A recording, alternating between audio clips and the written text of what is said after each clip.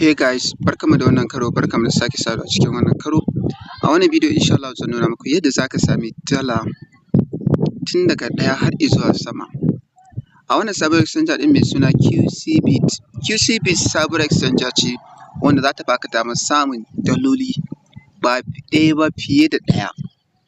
So da zarar ka yi rijista da su insha Allahu za ka samu wannan garaɓasa. So da farko dai za mu shiga ɗaya bayan ɗaya in nuna muku yadda za ka yi kai ma ka mori wannan garaɓasa. Sannan zan ijiye muku link na wannan tunda yanzu application ɗinsu a taƙaice gaskiya ba shi a cikin Play Store, ko da ka duba Play Store babu. Sai dai ka bi ta link, ko da ka je ka sa link ɗinsu a Chrome ko wani browser naka za ka ga ba zai buɗe ba. Amma muddin ka je ka sa shi ta wannan link ɗin da zan sa muku shi a ƙarƙashin wannan bidiyo, in ku duba zai kai ku direct, za ka yi rijista ka ɗauko application ɗin shi kuma za ka samu wannan garaɓasa. So bari mu shiga bidiyon mu kai tsaye. So shi gaskiya cikin shi creating na account ɗinsu ba shi da wahala. Farko abin da za ka fara yi idan kana da email ne ko a cikin wayanka za ka danna sign up ɗin nan kai linking ɗin shi da email ɗinka direct. Idan kuma kana so ka rijista ta nan ne, farko za ka sa full name ɗinka na legal name ɗinka da kake amfani da shi a katin ɗan ƙasanka. Za ka saka shi a full name ɗinka, sunanka da sunan mahaifi. Sai nan referral code ne, za ka iya sa referral code ɗina da zan saka muku shi. Then sai email address ɗinka, sai password ɗinka. Da zarar ka haka za ka gan shi ya shigo maka dashboard ɗinka kamar wannan.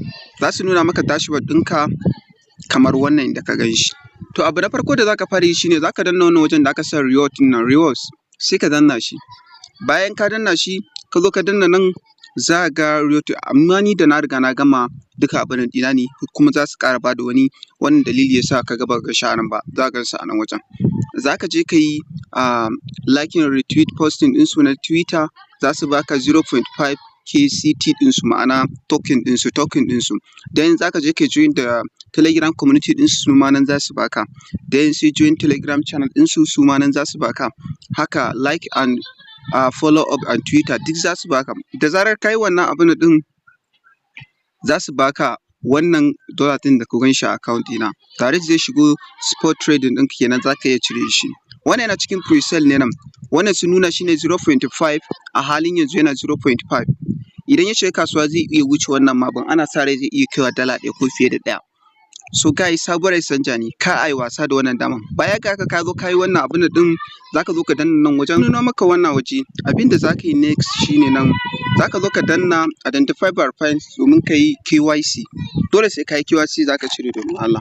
So za ka zo ka danna KYC. Bayan ka danna KYC zai buɗe maka. Abu na farko, step na farko shi ne nan za ka saka full name naka, full legal name naka da kake amfani da shi na national ID card naka. Sai ka zo ka saka shi, sai date ɗinka da ke kan abun za ka zo ka saka shi.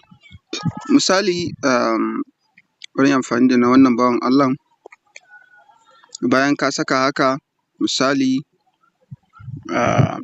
bayan ka zo ka saka shi haka misali 1 ga watan 1, sai ka zo ka zaɓi ƙasan da kake. Ka ga ina Nigeria sai in sa Nigeria. Bayan ka haka sai ka zo ka yi clicking ɗin shi, sai ka danna next step. The next step da za ka danna wajen da suka sa document types za ka danna tunda baka da national passport, so sai ka sa national ID card. Bayan ka danna national ID card sai ka zo ka sa NIN number ɗinka, misali 23 kaza, dai da zan sa dai wanda zai kai domin dai nuna muku step ɗin. Then sai in zo in yi, za ka danna ka ɗauki hoton shi national ID card ɗin naka, gaban shi da kuma bayan shi. Bayan ka yi haka sai ka danna next. Na gaba za ka ɗauki hoto ne selfie, shi kenan sai ka yi submit ɗin shi. Baya ɗaukan kwata-kwata, bai wuce ya ɗauki minti 5 ba ko 10 ya yi abin, ma'ana ya yi verify. Daga nan kuma za ka iya withdraw ɗin dollars ɗinka into your account. Wannan shi ne hanyar da za ka yi ka samu waɗannan dalolin kamar yadda na gaya muku.